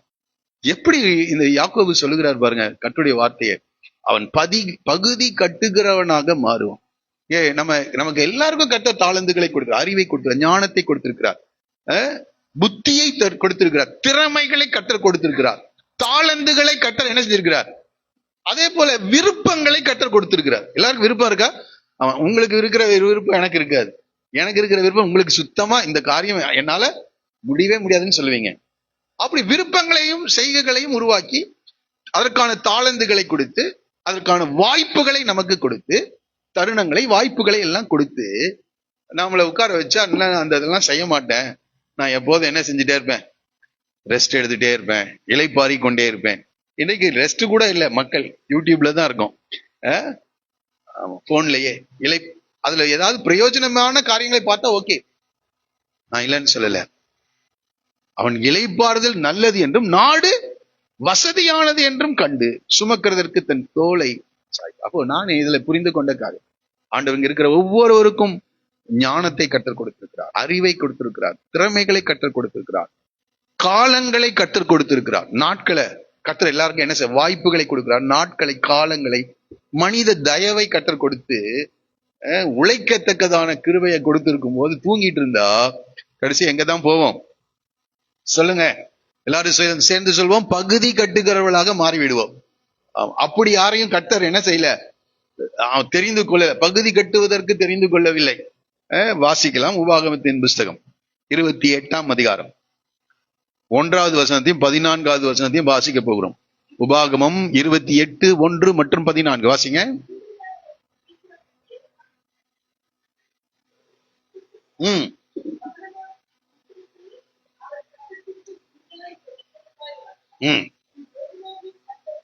பூமியில் உள்ள சகல ஜாதிகளிலும் உன்னை மேன்மையாக வைப்பார். இதை நல்லா புரிஞ்சுக்குங்க. ஆண்டவருடைய வார்த்தையை ஒரு மனிதன் உண்மையா கேட்கிறான்னா உங்க துறையில கர்த்தர் உங்களை என்னவா வைப்பார்? மேன்மையாக. நீங்க படிக்கிறவர்களா இருந்தாலும் சரி, நீங்க வேலை செய்கிறவர்களாக இருந்தாலும் சரி, நீங்கள் எதை செய்து கொண்டிருந்தாலும் ஒரு மேன்மை உங்களுக்கு வருதா? வரலன்னா கொஞ்சம் உட்கார்ந்து யோசிச்சு பாருங்க. ஆண்டவர் விதிக்கிற உன் தேவனாகிய கர்த்தருடைய கட்டளை எல்லாம் செய்ய நீ கவனமா இருக்கும். அது ரொம்ப கவனமா இருங்க. கர்த்தர் சொன்ன காரியத்தை செய்ய கவனமா. இன்னைக்கு மனிதர்கள் சொல்ற காரியத்தை கவனமா இருக்கான். முதலாளி சொல்ற காரியத்துக்கு என்ன செய்யறான்? தங்கள் நிறுவனங்களுக்கு பணிபுரிகிறவர்கள் சொல்லுகிற காரியங்களுக்கு ரொம்ப கவனமா இருக்காங்க. ரொம்ப அரசாங்கம் சொல்லுகிற காரியத்தை கவனிக்க ரொம்ப கவனமா இருக்காங்க. தேவன் சொல்லுகிற காரியத்தை கவனிக்கிறவர்கள் இல்லை. அதனாலதான் காதுள்ளவன் கேட்க கடவன்றார். காலை வேளை பாருங்க, கவனமா இருப்பா என்றால் உன் தேவனாகிய கர்த்தர் பூமியில் உள்ள சகல ஜாதிகளிலும் உன்னை என்ன செய்வார்? மேன்மையாக வைப்பார். 14வது வசனம்.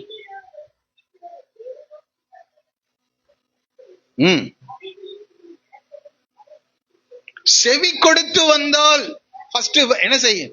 ஆண்டவர் சொல்றத கொஞ்சம் கேளு, நல்லா கேளுங்க. இன்னைக்கு மற்ற காரியங்கள் எல்லாம் நல்லா கேட்கறாங்க, வசனத்தை கேட்கறதுக்கு அவர்களால் என்ன செய்ய முடியறது இல்லை.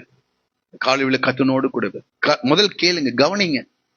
சில நேரங்கள் அது கொஞ்சம் கஷ்டமா கூட இருக்கலாம், ஆனாலும் கவனிங்க. செவி கொடுத்து வந்தால் கர்த்தர் உன்னை வாளாக்காமல் தலையாக்குவார், நீ கீழாகாமல். இதுதான், இங்கதான் ஆசீர்வாதத்தின் இதே காணப்படுகிறது.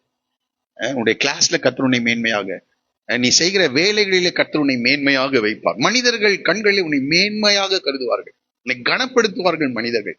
அதுக்கு ஃபர்ஸ்ட் காரணமே கர்த்தர் சொல்லுகிற வார்த்தையை கவனமாக கவனிங்க. அதை கை கொள்ளும் போது தேவன் மேன்மையாக வைக்கிறவராக இருக்கிறார். இரண்டாவதாக நான் சொல்லுகிற காரியம் நீதிமொழிகள் புஸ்தகம் 12:24. நீதிமொழிகள் 12, நீதிமொழிகள் புஸ்தகத்தில் சில வசனங்களை நான் வாசிக்க விரும்புகிறேன். 12:24, ஜாக்கிரதையுடைய கை என்ன செய்யுமா? சோம்பேறியோ, ஆமா, ஜாக்கிரதை உள்ளவர்களாக இருங்கள். ஜாக்கிரதை. தன் வேலையில் ஜாக்கிரதையா இருக்கிறவனை காண்பாய் என்றால் அவன் நீசருக்கு முன்பாக நில்லாமல் எங்க நிற்பான்? ராஜாக்களுக்கு முன்பாக. உங்க வேலையில கர்த்தருக்கு அடுத்த வேலையிலும் ஜாக்கிரதையா இருக்கணும், உங்களுடைய வேலையிலும் ஜாக்கிரதையா இருக்கணும். ஆகவே ஜாக்கிரதையுடைய கை என்ன செய்யும்? ஆளுகை செய்யும். சோம்பேறியோ பகுதி கட்டுகிறார். சோம்பேறினா எதை சொல்றாங்கன்னா வாசிக்கலாம். இந்த சோம்பேறி தனத்தை குறித்து சில காரியங்களை சொல்ல விரும்புறேன். நீதிமொழிகளின் புஸ்தகம் 6வது அதிகாரம் 9 வசனம் வரைக்கும் நான் வாசிக்கிறேன், கவனிங்கள். நீதிமொழிகள் 6:9-11. சோம்பேறியே சொல்லுங்க, நீ எவ்வளவு நேரம் படுத்திருப்பாய்? சோம்பேறிக்கு அதான் சொல்லுவேன், இவன் நாடு வசதியானது. அடுத்தது என்ன செய்வானாம்? இசக்கார் 2 பொதியின் நடுவே எப்போது என்ன செஞ்சுட்டு இருப்பான்? படுத்து கொண்டிருப்பான். 2 பொதியின் நடுவே அவனுக்கு வேலை இருக்கு, பலன் இருக்குது, எல்லாம் கொடுத்திருக்கிறார். ஆனா இவன் எப்படிதான் இதுலதான் இருப்பான்? படுத்து கொண்டே இருப்பான், படுக்கையில தான் இருப்பான். நீ எவ்வளவு நேரம் படுத்திருப்பாய்? எப்பொழுது உன் தூக்கத்தை விட்டு எழுந்திருப்பாய்? அவன் சொல்லுவான், என்ன சொல்லுவான்? இன்னும் கொஞ்சம் உறங்கட்டும், இன்னும் கொஞ்சம் கை முடக்கி கொண்டு. ஆமா, எங்க அப்பா நாங்க சின்ன பசங்களா இருக்கும்போது நாங்க தூங்கிட்டு இருப்போம். ஒரு 6 மணிக்கு மேல தூங்கிட்டு இருந்தா ஃபர்ஸ்ட் சொல்லுவாரு, அப்புறம் தண்ணி எடுத்துட்டு வந்து என்ன செய்வார்? எல்லாத்து மேலயும் ஊத்துவார். ஊத்தும் போது இந்த வசனத்தை சொல்லுவார். ஒவ்வொரு முறை அது இங்க இருக்கவங்களுக்கு தெரியும் நினைக்கிறேன். அப்போ இன்னும் கொஞ்சம் தூங்கட்டும், இன்னும் கொஞ்சம் உறங்கட்டும், இன்னும் கொஞ்சம் கை முடக்கி கொண்டு நித்திரை செய்யட்டும் என்பாயோ. உன் தரித்திரம் வழிபோக்கனை போலும், உன் வறுமை ஆயுதம் அணிந்தவனை போலவும் என்ன செய்யும்? வரும். பிள்ளைகளுக்கு இதை சொல்லுங்க. ஆமா, தூக்கி ஊத்துங்க. காலையில சீக்கிரம் என்ன செய்யட்டும்? அவங்க எழுந்திருக்கட்டும். சில நாட்கள் அவர் ரெஸ்ட் எடுக்கிற அந்த டைம் நான் சொல்ல. ஆமா, வேலை இருக்கும்போது அவனுக்கு பலன் இருக்குது, அவனுக்கு செய்ய வேண்டிய கடமைகள் இருக்கிறது. அந்த நேரத்துல அவன் என்ன செய்யக்கூடாது? அப்படி தூங்கக்கூடாது. நன்றாய் புரிந்து கொள்ளுங்க. ஆனா காலையில இப்பெல்லாம் ரொம்ப குளிருது, படுத்தா என்ன செய்யும்? நல்லா இன்னும் கொஞ்சம் இழுத்து போட்டுட்டு என்ன செய்யலாம்? தூங்கணும்னு தான் தோணும். ஆனா தூங்கினா முடிஞ்சது எல்லாம். நன்றாய் புரிந்துங்க. ஆகவே அதுக்கு ரெஸ்ட் கிட்ட டைம் இருக்குது. அந்த டைம்ல தாராளமா அன்றைக்கு லீவ் நாட்கள் அவர்கள் ஓய்வெடுக்கிற காரியங்கள் அது நான் சொல்லலை. அப்போ அவங்க நல்லா என்ன செய்யலாம்? அவங்க தூங்கலாம். ஏன்னா வாரம் முழுவதும் உழைக்கிறார்கள், அந்த நாட்டுல அவங்களுக்கு ரெஸ்ட் கிடைக்குது. இந்த லீவ் டைம்ல அவங்க அந்த நன்றாய் தூங்கி இளைப்பாறது தவறு ஒன்றும் இல்லை. ஆனால் வாய்ப்புகள் இருக்கும்போது, வேலை செய்யும் போது தூங்கி, வேலை செய்யற போது தூங்கிட்டு போய் அங்க லேட்டா போனீங்கன்னா அவ்வளவுதான், நீங்க சரியில்லை. ஆமா, அதே போல இங்கே ஆலயத்துக்கு வரும்போது தான் அது ரொம்ப மிக மிக முக்கியம். தூங்கி ஆலயத்துக்கு லேட்டா வரக்கூடாது. நன்றாய் புரிந்து கொள்ளுங்க, ரொம்ப மிக முக்கியம். நாளுக்கு நாள் சீக்கிரமா எழுந்து ஆலயத்துக்கு வர்றதுக்கு பாருங்க. ஆமா, ரொம்ப மிக மிக மிக கவனமான அதை கவனமாக கவனிக்கிறார். அதை மிக கவனமாக. எப்படி நீ வேலைக்கு போவதற்கு நீ எழுந்திருக்கிறாய், என்னை தேட நீ எப்பொழுது எழுந்திருக்கிறாய்? இந்த நான் சொன்னது போல இந்த வருடத்துல இருந்து இன்னொரு 15 நிமிஷம் முன்னாடியே வர ஆண்டவர் உதவி செய்கிறார். பிரைசலா. எனக்குள்ள ஒரு மாற்றம். இன்னும் கூட கொஞ்சம் முன்னாடி போய் என்ன செய்யணும்? எல்லாரும் வர்றதுக்கு முன்னாடி காரியங்களை செய்து முடித்து விட்டு தேவ சமூகத்துல காத்திருக்கணும். அதுதான் என்னுடைய வாஞ்சை. எல்லாரை காட்டி நான் கர்த்தரை கனம் பண்ணணும் நான் விரும்புகிறேன். எல்லா தாழ்மையோடு கூட இதை சொல்லுகிறேன். இந்த காலையில் உங்களை பார்த்து சொல்லு, எல்லாரை காட்டிலும் ஜாக்கிரதை. கர்த்தருக்கு அடுத்த காரியங்களை ஜாக்கிரதையா இருந்து பாருங்க. நன்மையும் கிருபையும் உங்களை பின்னாடி வரும். உங்களை கூப்பிட்டு வேலையை கொடுப்பான், உங்களை கூப்பிட்டு காரியங்களை உங்களை இடத்துல செய்வேன். நீங்க எங்கேயும் போக வேண்டிய அவசியம் இல்லை. இது என்னுடைய அனுபவமாக இருக்கிறது, அதை நான் உங்களுக்கு சொல்லுகிறேன். ஆகவே இன்னும் கொஞ்சம் தூங்கட்டும், இன்னும் கொஞ்சம் உறங்கட்டும், இன்னும் கொஞ்சம் கை முடக்கி கொண்டு நித்திரை செய்யட்டும் என்பாயோ. உன் தரித்திரம் வழிபோக்கனை போலவும், உன் வறுமை ஆயுதம் அணிந்தவனை போலவும் வரும். சரி, அடுத்தது 26ஆம் அதிகாரம் நீதிமொழிகள் 14வது வசனத்துல, கதவு கீழ் முளையில் ஆடுகிறது போல சோம்பேறியும் படுக்கையில். அப்படின்னா என்ன அர்த்தம்? நான் யோசிச்சு பார்த்தேன். இந்த சைடு திரும்பி ஒரு கொஞ்ச நேரம், இந்த சைடு திரும்பி, ஆமா, மாறி மாறி எங்க ஆடிட்டு இருப்பான்? கதவு கீழ்முளையில் ஆடுகிறது போல. அது லெப்ட் ரைட்டு போயிட்டு வருது. அதே போல படுத்துட்டே இருப்பான் என்று சொல்லுகிறார். ஞானி எப்படியெல்லாம் எழுதியிருக்கிறார் சாலமோன்ல. அவர் அப்படி எல்லாம் ஞானத்தை அதிகாலையில் எழுந்து ஞானத்தை தேடினதுனாலதான் அவர் ஒரு பெரிய ராஜாவாக இருந்தார். திரளான காரியங்களை அவர் செய்ய முடிந்தது. நீதிமொழிகள் புஸ்தகத்தை எல்லாம் என்ன செய்ய முடிந்தது? எழுத முடிந்தது. பிரசங்கி, நீதிமொழிகள் எல்லாம் சரி இருக்கட்டும். அடுத்தது 12:4 நீதிமொழிகள் 12:4. சோம்பேறினுடைய ஆத்துமா விரும்பியும் ஒன்றும் பெறாது. அவனுக்கும் விருப்பம் இருக்கும் சோம்பேறிக்கும், ஆனால் விரும்பியும் ஒன்றும் பெறாது. ஜாக்கிரதையுடைய ஆத்துமா புஷ்டியாகும் என்று சொல்லப்பட்டது. ஆகவே நம்ம ஜாக்கிரதை உடையவர்களாக நாம் காணப்பட வேண்டும். அடுத்தது, சோம்பேறி குளிருகிறது என்று என்ன செய்ய மாட்டானா? உழமாட்டான். சோம்பேறி குளிருகிறது என்று உழமாட்டான். அறுப்பிலே பிச்சை கேட்டாலும் அவனுக்கு ஒன்றும் கிடையாது. நன்றாய் புரிந்துங்களுக்கு. எல்லாரும் அறுவடை செய்வாங்க, எல்லாரும் மாதமான சம்பளம் வாங்குவாங்க. ஆனா இவன் அறுப்புல பிச்சை கேட்டாலும் என்ன கிடைக்காத? ஏதோ ஒரு தடவை 2 தடவை கடன் கொடுத்து பார்ப்பாங்க, ஆனா அதுக்கப்புறம் யாரும் கொடுக்காம போயிடுவாங்க. ஆகவே இது ரொம்ப கவனமாக நம்ம கவனிக்க வேண்டிய காரியம். ஆண்டவர் வேத வசனத்துல என்ன செய்திருக்கிறார்? ஆமா, சோம்பேறி குளிருகிறது காரணம் சொல்லுவான். இன்னொரு இடத்துல வழியில சிங்கம் இருக்குதுன்னு சொல்லுவானா.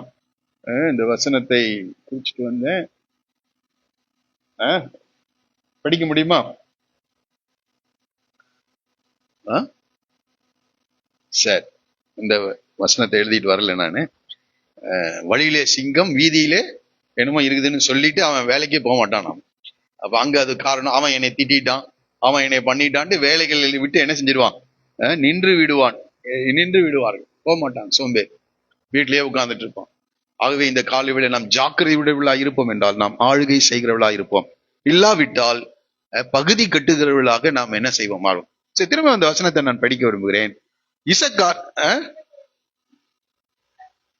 வாசிங்க, 2 இடத்துல வருது. வழியிலே சிங்கம் இருக்கும், வெளியிலே சிங்கம் இருக்கும், வீதியிலே குலையுண்பேன் என்று சோம்பேறி சொல்வான். நீங்க என்ன சொல்றீங்க? வழியிலே சிங்கம் இருக்கும், சோம்பேறி 2 இடத்துல சொல்லுவான். அப்ப என்னன்னா இங்க என்ன படிக்கிறோம்னா, குளிர்கிறது என்று சொல்லுவான், வழியிலே சிங்கம் இருக்குது அப்படின்னு சொல்லுவான். அதாவது ஏதாவது ஒரு காரணத்தை வச்சு என்ன செய்ய மாட்டான்? அவன் போக மாட்டான், உழைக்க மாட்டான். ஏதாவது எந்த காரணமும் வரக்கூடாது. ஆமா, தூக்கம் வரக்கூடாது. விசேஷமா கற்றுக்கெடுத்த காரியங்களை நீங்க அப்படி இருங்க. நீங்களும் ஆசீர்வதிக்கப்படுவது இல்லாமல் உங்கள் எதிர்கால தலைமுறையினரும் என்ன செய்யும்? ஆசீர்வதிக்கப்படும் என்று சொல்ல. சரி, இங்கே இந்த வசனத்துக்கு வருவோம். இசக்கார் 2 பொதியின் நடுவே படுத்து கொண்டிருக்கிற பலத்த கழுதை. என்ன கழுதையா? பலத்த கழுதை. இந்த கழுதை அதுக்கு பலனை கொடுத்திருக்கிறாரு. அது பொதிகளை சுமக்கிற ஒரு கழுதையாக அது காணப்பட வேண்டும். இதை யோசித்துக் கொண்டிருக்கும் போது கர்த்தர் எனக்கு காண்பித்த ஒரு வேத பகுதியை உங்களுக்கு முன்பாக நான் வைக்க விரும்புகிறேன். நம்ம எல்லாருமே ஆண்டவருக்கு கழுதைகள் தான். அதை புரிந்து கொள்ள விரும்புகிறீங்களா? ஆமா, நம்ம எல்லாருமே ஆண்டவருக்கு யார் தான்? கழுதைகள். ஆனா சோம்பேறியான கழுதைகள், சுறுசுறுப்பான கழுதைகளா இருக்க வேண்டும். வாசிக்கலாம் லூக்கா எழுதின சுவிசேஷம் 19வது அதிகாரம். லூக்கா எழுதின சுவிசேஷம் 19வது அதிகாரம் 29வது வசனத்திலிருந்து 31வது வசனம் வரைக்கும் எல்லாரும் சேர்ந்து படிக்கலாம். லூக்கா 19 29 31வது வசனம் வரைக்கும் சேர்ந்து படிக்கலாமா? அவர் கொஞ்சம் தண்ணி குடிக்கலான்னு பார்த்தேன், அது படிங்களா என்ன? அவர் ஒழிவமலை எனப்பட்ட அருகான பெத்பகே பெத்தானியா என்னும் ஊர்களுக்கு சமீபித்த போது தம்முடைய சீஷரில் 2 பேரை நோக்கி, எதிரே இருக்கிற கிராமத்துக்கு போங்கள், அதிலே பிரவேசிக்கும் போது மனுஷரில் ஒருவனும் ஒரு காலும் ஏறியிராத கழுதை குட்டியை கட்டியிருக்க காண்பீர்கள். அதை அவிழ்த்து கொண்டு வாருங்கள். அதை ஏன் அவிழ்க்கிறீர்கள் என்று யாராவது உங்களிடத்தில் கேட்டால் அது ஆண்டவருக்கு வேண்டும் என்று சொல்லுங்க. இந்த சம்பவம் நமக்கு எல்லாருக்கும் தெரியும். ஆண்டவர் எனக்கு காண்பித்து கொடுத்ததை உங்களுக்கு முன்பாக நான் வைக்கிறேன். அவன் பலத்த கழுதை. ஆமா, பலத்த கழுதை. இப்ப ஆண்டவருக்கு இந்த கழுதை தேவைப்படுது. அந்த எருசலேம்ல உன் ராஜா கழுதையின் மேலும் கழுதையின் மரியா 9:9 வாசிங்க. சகரியா தீர்க்கதரிசன புத்தகம் 9வது அதிகாரம்.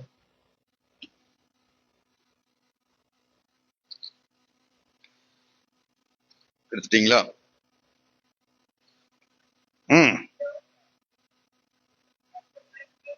கெம்பீரி, உன் ராஜா உன்னிடத்தில் வருகிறார். அவர் நீதி உள்ளவரும் ரட்சிக்கிறவரும் தாழ்மை உள்ளவரும் கழுதியின் மேலும் கழுதை குட்டியாகிய மரியின் மேலும் ஏறி வருகிற. அப்ப ராஜா வரணும்னா எது தேவை? கழுதை தேவை. கழுதை தேவை. அப்ப இயேசு உயிரோடு கூட இருந்த நாட்களிலே அவர் சிலுவைக்கு போவதற்கு முன்பதாக எருசலேமுக்கு அவர் கடந்து வர வேண்டும். இது மிக முக்கியமான ஒரு தீர்க்க தரிசனத்தின் நிறைவேறுதலாக இருக்கிறது. தானியேல் தீர்க்க தரிசனத்தை சொல்லப்பட்ட வார்த்தை, சகரியா தீர்க்க தரிசனத்தை சொல்லப்பட்ட ஒரு வார்த்தை அன்றைக்கு நிறைவேறுகிறது. அவர் பவனியாக எருசலேமுக்கு கடந்து செல்ல வேண்டும். அதற்கு ஒரு கழுதை தேவைப்பட்டது. அதற்கு ஒரு கழுதை தேவைப்பட்டது. இப்ப ஆண்டவர் சொல்றாரு, நீ ஒழிவமலை பெத்தானியா என்னும் ஊருக்கு சமீபித்த போது தம்முடைய சீஷர்களில் 2 பேரை நோக்கி சொல்றாரு, உங்களுக்கு எதிரே இருக்கிற கிராமத்துக்கு போங்கள். அதிலே பிரவேசிக்கிற போது மனுஷரில் ஒருவனும் ஒரு காலும் ஏறிராத கழுதை குட்டியை கட்டியிருக்க அதை அவிழ்த்து கொண்டு என்ன செய்யுங்க, வாருங்கள். அதை ஏன் அவிழ்க்கிறீர்கள் என்று யாராவது கேட்பான். அது ஆண்டவருக்கு வேண்டும் என்று சொல்லுங்கள். அப்போ அவிழ்த்து கொண்டு வந்தாங்களா? வந்த உடனே அதன் மேல அவர்கள் தங்களுடைய வஸ்திரத்தை விரித்தார்கள். அதன் மேல இயேசு என்ன செய்தாராம்? ஏறி அமர்ந்தார். ஒருவனும் ஒரு காலும் ஏறிராத கழுதை, அதை அவிழ்த்து கொண்டு வாருங்கள். அதன் மேல ஏறி அவர் எங்க வந்தாராம்? அதைதான் நம்ம இங்க படிக்கிறோம். உன் ராஜா உன்னிடத்திற்கு வருகிறார். உன் ராஜா உன்னிடத்திற்கு வருகிறார். அவர் நீதி உள்ளவரும் ரட்சிக்கிறவரும் தாழ்மையுள்ளவரும் கழுதியின் மேலும் கழுதைக்குட்டி ஆகிய மரியின் மேலும் ஏறி வருகிறவருமா இருக்கிறார். இன்றைக்கு ஆண்டவருக்கு இந்த கழுதைகள் தேவை, கட்டி இருக்கிற கழுதைகள். இப்ப ஆண்டவர் இந்த உலகத்துக்குள் கடந்து செல்ல வேண்டும். இந்த உலகத்துக்குள் கடந்து, அன்றைக்கு கட்டியிருந்த கழுதையை அவிழ்த்து கொண்டு வந்தாங்களா? அதன் மேல வஸ்திரத்தை போட்டு அவர் ஏறி அந்த தேசத்துக்குள் என்ன செய்தார்? இன்றைக்கும் ஆண்டவருக்கு தேவை ஒரு கழுதை. அது நீங்களும் நானும் தான். நாம அவரை ராஜான்னு அறிந்து அவரை சுமக்கிறவர்களாக நாம் மாறும்போது நம் மூலமாக அவர் உலகத்துக்குள் கடந்து செல்கிறார். உன் ராஜா உன்னிடத்தில் வருகிறார்.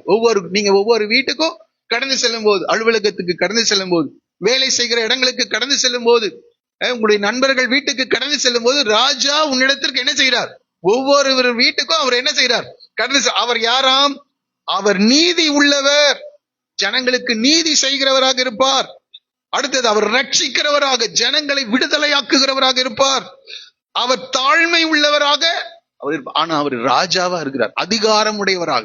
அப்ப நாம் ஆண்டவரை சுமக்கிறவர்களாக இருப்போம் என்றால், நாம் ஆண்டவரை சுமக்கிறவர்களாக நம் மூலமாக ஒவ்வொருடைய வாழ்க்கைக்குள்ளும் அவர் ராஜாவாக, ஆளுகை செய்கிறவராக, அதிகாரம் உடையவராக, தாழ்மை உள்ளவராக, நீதி செய்கிறவராக, ஜனங்களை விடுதலையாக்குகிறவராக அவர் இருப்பார். அவர்களே சொல்லுவோமா? சத்தமா தான் சொல்லுங்களேன். இப்ப ஆண்டவருக்கு என்ன வேணும்? கழுதை வேண்டும். இதுக்குதான் இந்த இசக்காருக்கு 2 பலத்த கழுதையாக உருவாக்கினார். ஆண்டவரை சுமக்கிறவளா இந்த இஸ்ரவேல் ஜனங்கள் எல்லாருமே அதான். இந்த 12 கோத்திரத்தாருக்கும் அதுதான் வேலை. இந்த உலகத்துக்கு தன்னை என்ன செய்யணும்? ஆண்டவரை வெளிப்படுத்த. அதுக்காக தான் தேவன் அவர்களை தெரிந்து கொண்டார். அதற்காகவே தேவன் அவர்களை தெரிந்து கொண்டார். ஆனா அவங்க அந்த நோக்கத்தை அறியாமல் போய்விட்டார். இங்க இருக்கிற ஒவ்வொரு பார்த்து நான் என்னுடைய செய்தியை முடிக்க போறேன். இந்த பிள்ளைகளுடைய ப்ரோக்ராம் இருக்கிறதுனால கொஞ்சம் அதை யோசிச்சு பாருங்களேன். நீங்கள் ஆண்டவரை சுமக்கிற கழுதைகளாக இருக்கீங்களா? நீங்க ஆண்டவர் உங்க வாழ்க்கையில இருக்கிறாரா? அவரை ராஜாவா வச்சிருக்கீங்களா? அவரை ரட்சகராக, நீதி செய்கிறவராக, மற்றவர்களுக்கு அறிமுகப்படுத்துறவர்களாக நாம் இருக்கிறோமா?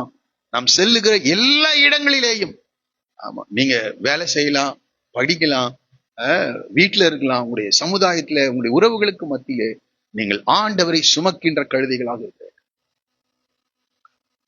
ஆண்டவரை சுமந்துட்டு போனீங்கன்னா போதும். அந்த ஆண்டவரை சுமக்கிற அந்த கழுதைக்கு பாருங்க, ஆண்டவர் அந்த கழுத்து மேல இருக்கிறார். நமக்கு அந்த சம்பவம் தெரியும்.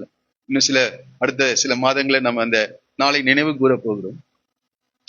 சுமந்து கொண்டு போகும்போது எல்லாரும் அந்த கழுதை மேல வஸ்திரத்தை விரிச்சாங்களாம். அது வரைக்கும் அது சட்டம் போடவே இல்லை. அந்த கழுதை அது மேல எந்த ஒரு துணியும் போடல. அடுத்தது அது நடக்கிற வழியை ஃபுல்லா என்ன விரிக்கிறாங்க? வஸ்திரங்களை விரித்தாங்க, துணிகளை விரித்தார்கள். ஏன்னா யார் வரா? ஆமா, அந்த கழுதையின் மேல ஆண்டவர் இருக்கிறதுனால அந்த கழுதை நடக்கிற பாதம் படுகிற எல்லா இடங்களும் எது மேல? துணியின் மேல. துணி தீர்ந்துருச்சு, மரக்கிளைகள் எல்லாம் தரித்து என்ன செஞ்சாங்களாம்? வடிகளே பரப்பினார்கள். ஆண்டவரை சுமக்கிறபடினாலே அதுக்கு கூட கொஞ்சம் மேன்மை கூட ஆண்டவர் என்ன செய்கிறார்? கொடுக்கிறார். ஒரே ஒரு காரியம், அந்த கழுதியின் மேல் யார் இருந்தா? ஆண்டவர் இருந்தார். உன் ராஜா வருகிறார். இப்போ நம்ம மூலமாக நம்ம போற இடத்துல எல்லா இடங்களிலேயும் நம் மூலமாக ஆண்டவர் அந்த இடத்துக்கு என்ன செய்யணும்? வரணும்.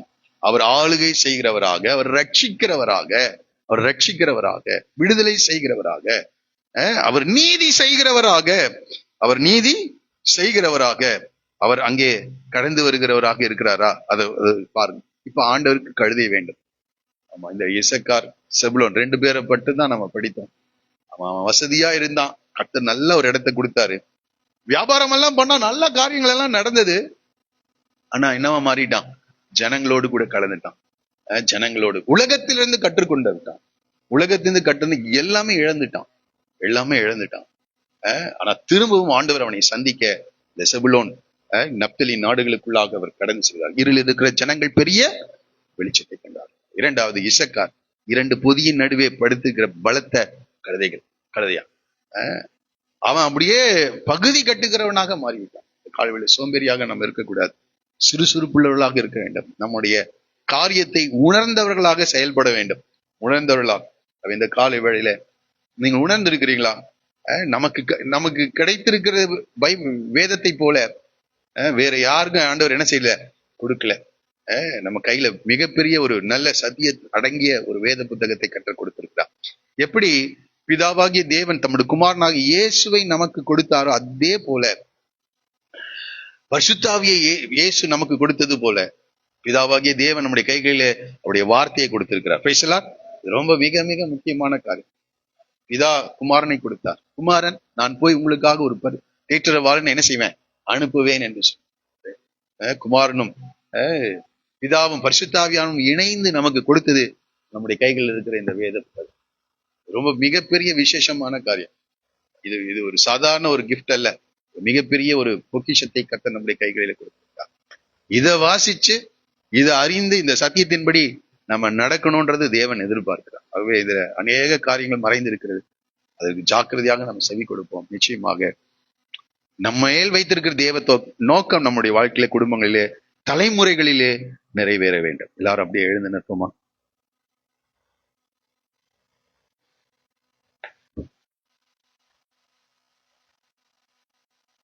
ஹல்லேலூயா. ஸ்தோத்திரம் ஆண்டவரே. ஆண்டவரை பார்த்து என்ன சொல்ல போறீங்க? இந்த காலை வேளை ஆண்டவருடைய சத்தத்தை கேட்கும்படியாக நாம் கடந்து வந்திருக்கோம். ஆண்டவர் இன்றைக்கு இந்த செபுலோன், இசக்கார் உங்க 2 பேர் மூலமாக கர்த்தர் நம்மோடு கூட பேசியிருக்கிறார். ஆண்டவரை சுமக்கின்ற கழுதைகளாக இருக்கிறீர்களா? தேவன் ரொம்ப மிக பெரியவருங்க. தேவன் ரொம்ப மிக மிக மிக மிக பெரியவர். உலகத்தில் இருப்பவர்களை காட்டிலும் நமக்குள் வாசம் செய்கிற தேவன் பெரியவர். நம்முடைய இருதயங்கள் தேவனுடைய ஆலயமாய் மாற்றப்பட்டிருக்கிறதா? கர்த்தரனோடு கூட இருக்கிறாரா? கர்த்தரனோடு கூட இருக்கிறாரா? கர்த்தரனோடு கூட இருக்கிறாரா? நீ தேவனை சுமக்கின்ற ஒரு மனிதனாக நீ காணப்படுகிறாயா? கர்த்தர் அதை விரும்புகிறார். நாம நேர போங்க, கட்டியிருக்கிற ஒரு கழுதையை காண்பீர்கள், அதை அவிழ்த்து கொண்டு வாருங்கள்.